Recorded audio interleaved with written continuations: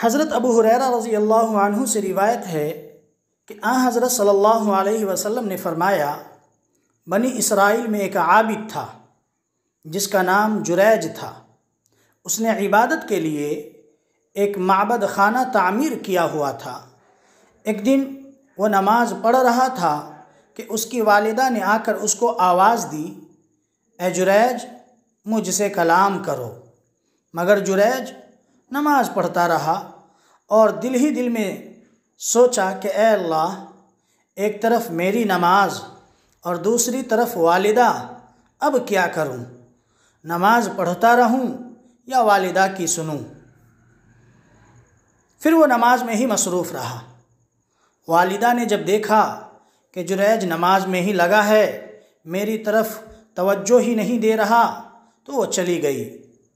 جب دوسرا دن ہوا تو پھر آئی، اتفاق سے اب بھی وہی معاملہ، تو وہ لوٹ گئی۔ تیسرے دن بھی آئی تو اب بھی جریج کو نماز پڑھتے ہوئے ہی پایا۔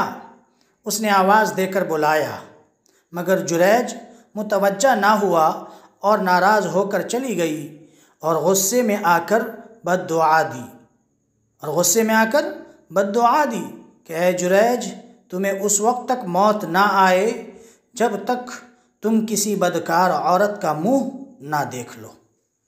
اس کی دعا قبول ہو گئی، اور اس کی تعمیل یوں ہوئی کہ ایک دن جریج عبادت میں مصروف تھا کہ ان کی قوم میں سے ایک بری عورت اس کے پاس آئی اور اپنے ساتھ بدکاری کروانے کا جریج سے کہا، مگر اس نے انکار کر دیا تو وہ چلی گئی اور ایک چرواہے سے جا کر اپنی خواہش کی تکمیل کروا لی، جس سے وہ حاملہ ہو گئی۔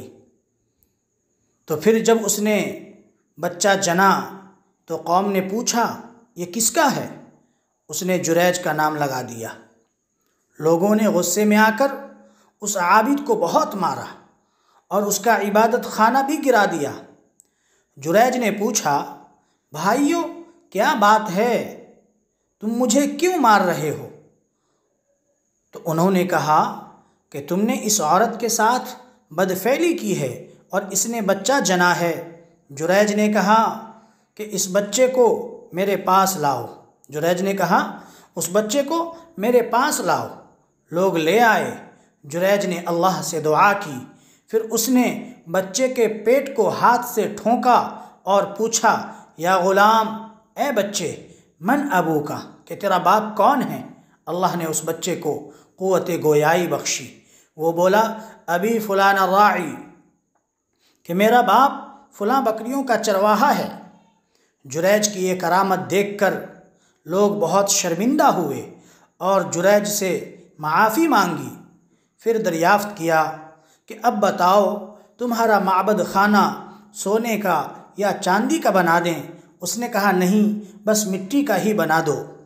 میرے محترم بزرگوں، اس واقعہ سے یہ سبق ملتا ہے کہ والدین کے ساتھ حسن سلوک کرنا چاہیے اور ان کی بد دعا سے ہمیشہ بچنا چاہیے۔ یہ بھی یاد رہے کہ اگر والدین اللہ اور اس کے رسول کی نافرمانی کا کہیں تو پھر ان کی نافرمانی جائز ہے۔ اللہ تعالی ہم سب کو اپنے حفظ و امان میں رکھے، زندگی کو خوشحال، خوشگوار، بہترین بنائے، والدین کی خدمت کرنے والا بنائے، آمین۔